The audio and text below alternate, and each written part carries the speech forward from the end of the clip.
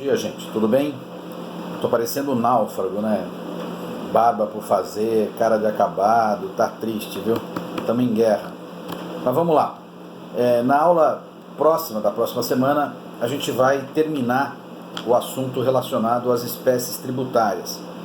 A gente já viu até a aula passada que as 5 espécies tributárias que são ordinariamente aceitas pela doutrina e pela jurisprudência.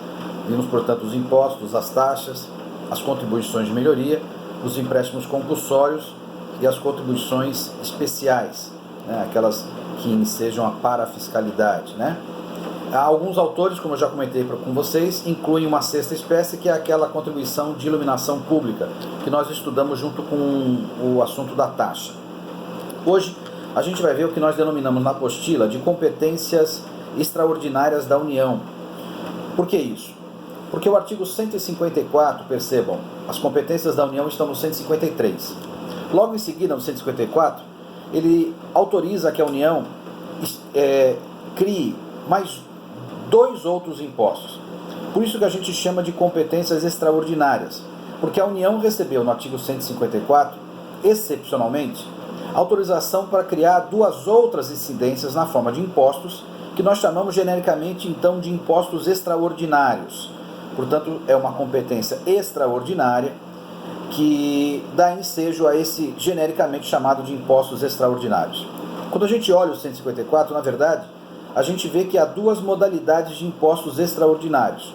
Um de guerra, e portanto a motivação para a criação desse imposto é o imposto de guerra, é a situação de guerra declarada, portanto uma guerra declarada nos termos da Constituição.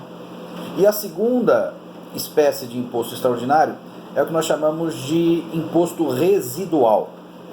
Em relação ao primeiro, o imposto de guerra, é evidente que a motivação que autoriza a criação desse imposto é a declaração de guerra.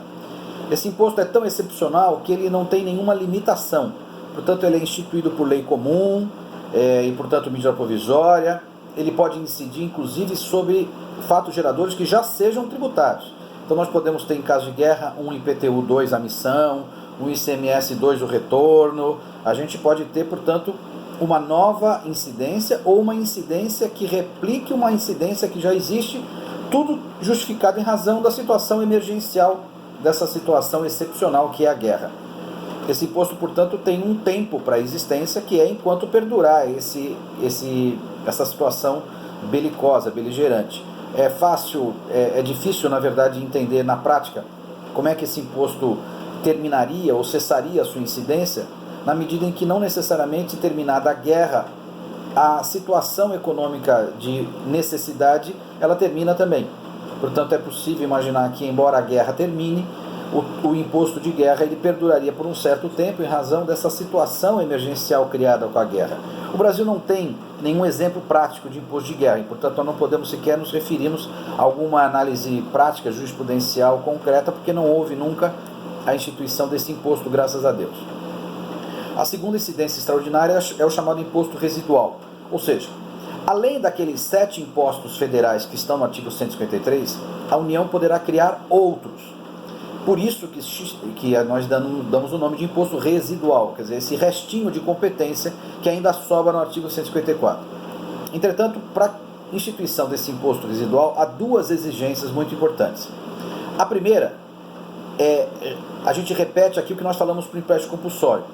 Como o fato gerador desse novo imposto ele é indefinido, ele não está na Constituição, portanto nós estamos dando para a União uma competência muito larga para criar imposto sobre qualquer fato econômico.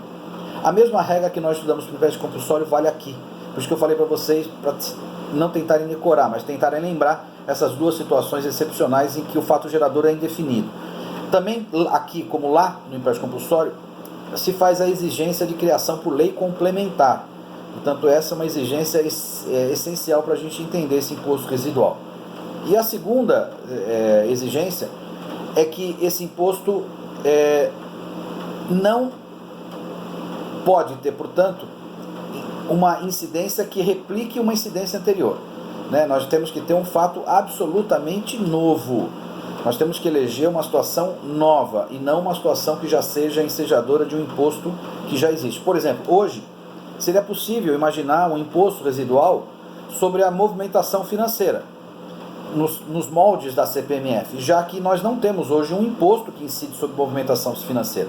A gente tem um imposto que incide sobre operação financeira, mas sobre a mera movimentação financeira nós não temos. De modo que, em tese, é possível imaginar-se isso. E, por fim, a mesma regra que vale para a criação dos impostos residuais vale também para as contribuições sociais residuais, ou seja, além daquelas contribuições sociais sobre lucro, faturamento e folha de salários que a gente tem, nós podemos criar outras, a União pode criar outras contribuições sociais residuais também, desde que, repita-se, por lei complementar, e desde que o fato gerador seja um fato gerador que já não seja próprio de outras contribuições sociais. Tá bom?